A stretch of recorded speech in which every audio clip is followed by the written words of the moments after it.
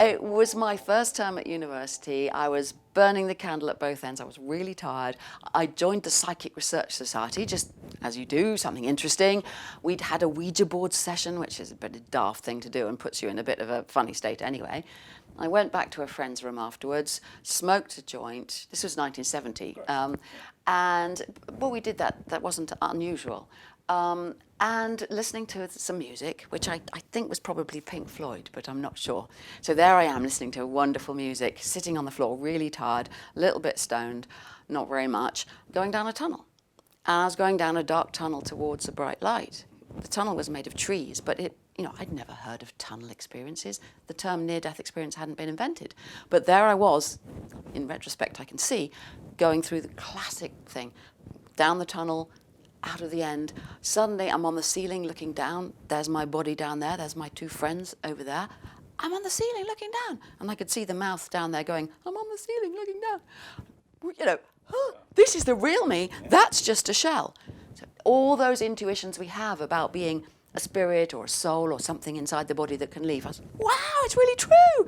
And then one of my friends said, well, can you go, move, And I went shooting off and I traveled. I mean, it's a long story. To cut it very short, I seemed to travel the world, to fly over the sea, and to become really, I was originally a sort of human shape, but then I became other shapes. And then I thought I got a bit frightened and I thought I had to come back and I couldn't get back. I got back to the room, but I was so disoriented. I tried to go inside the body and I went smaller and smaller and smaller and smaller. I'd never heard of any of these things. They happen to people quite, not commonly exactly, but all over the times and places they've happened.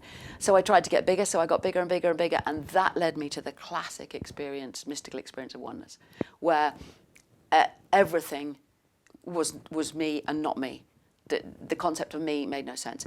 Time and space there were time and space, but not in the ordinary sense we know at all. I mean, things happened, but not within a matrix like we normally think of it.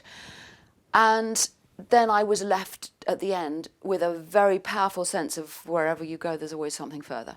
And I came back saying that. It took me a couple of days to get remotely back to normal. Right. And I had a very supportive friend who helped me. You can imagine, I was studying, cutting up rats' brains to try and understand memory. That's the sort of thing we did in those days, long before the cognitive revolution and long before people were talking about meditation and mindfulness or anything like that. And there I was, what's going on? So looking back, I can understand why I leapt at paranormal explanations, even though they're hopeless and don't get you anywhere, because how could I possibly understand it? Now the science is catching up, but it's taken all those 44 years to make sense of what happened remotely. Obviously, moving from that amazing out-of-body experience to studying paranormal psychology and ultimately becoming a skeptic didn't happen overnight. No. Can you give us a sense for how that path happened, from moving to that experience to where you are, I suppose, now? Yeah, I struggled along. That was the first term of my 3-year degree. So I loved studying the physiology and psychology, but I kind of struggled along all the time with this in my mind. I ran the Psychical Research Society at Oxford for the whole time I was there. We did experiments with, not just with Ouija boards, but telepathy and clairvoyance, and we went and visited haunted houses, and we invited mediums to come and communicate with the dead with us, and I did a lot of that as an undergraduate.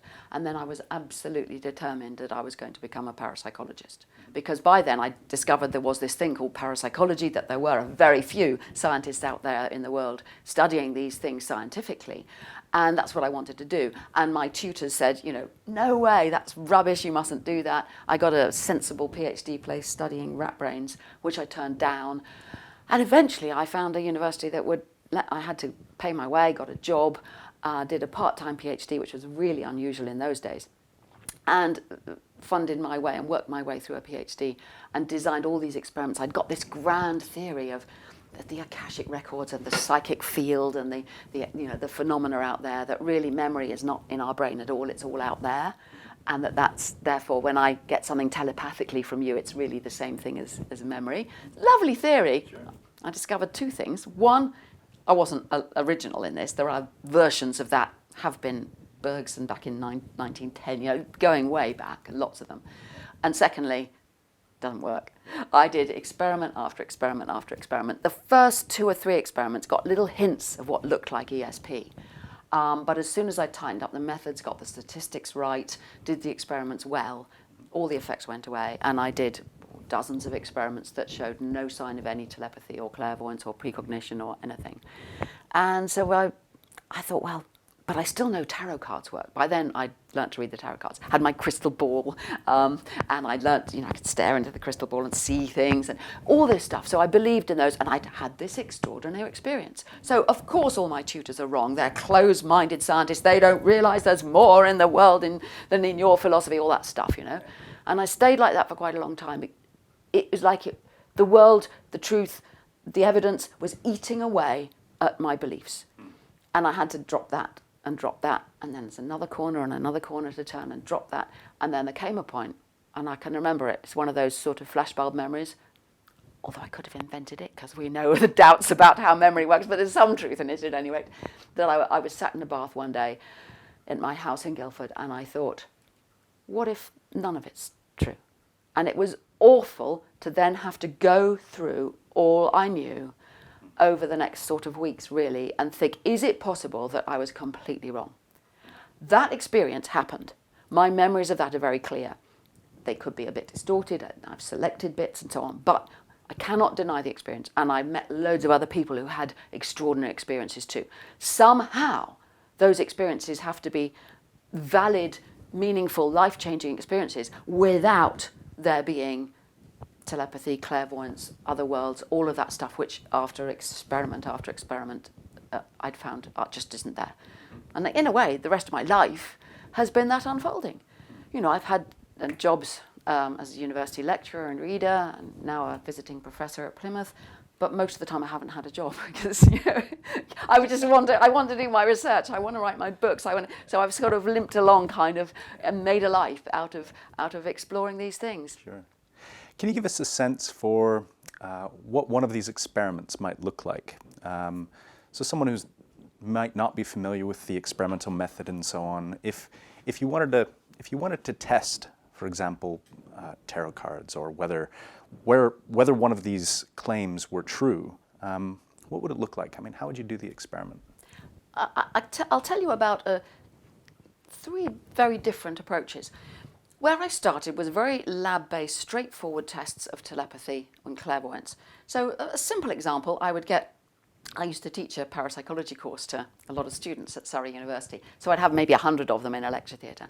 And we would have hidden targets in another room, and they would sit there with a sheet, and they'd have to, on a time signal, they'd have to think what the hidden target was and tick it off, and then you do all the statistics, and you compare it with how many correct you'd expect by chance. And it always came out just what you'd expect by chance. Those sort of experiments, you can say, well, that's not telepathy in the real world. In the real world, it happens between twins. It happens when people are in special states of imagery or relaxation. So I moved on from those to get people into special states, to put them into Ganzfeld with great relaxation and white noise and things over their eyes, to get them to imagine things. No better results. A completely different kind of experiment. You mentioned the tarot. Now, I'd become a competent, not brilliant, but a competent tarot reader. And people said things, how did you know that? That's all that stuff.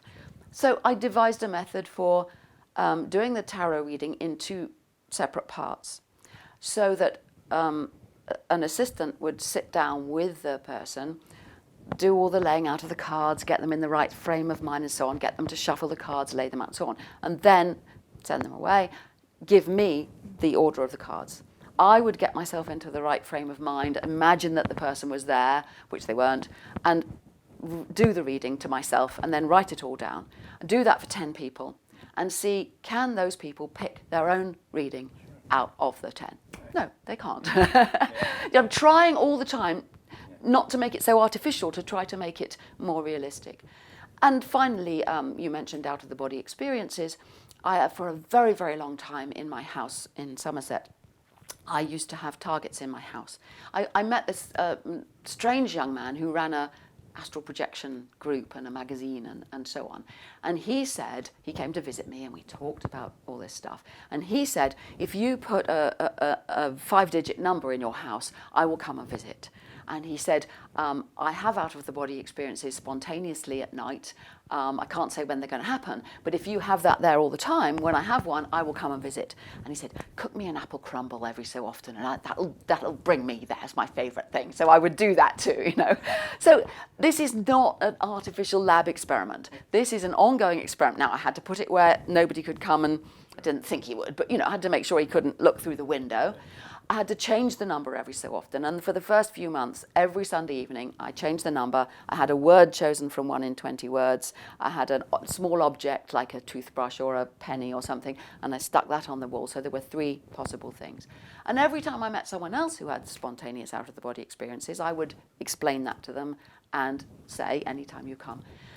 In all those years when those targets were there, I had 3 people who wrote to me and said, I've been to your house and I've seen it, and none of them got it right. Oh, really?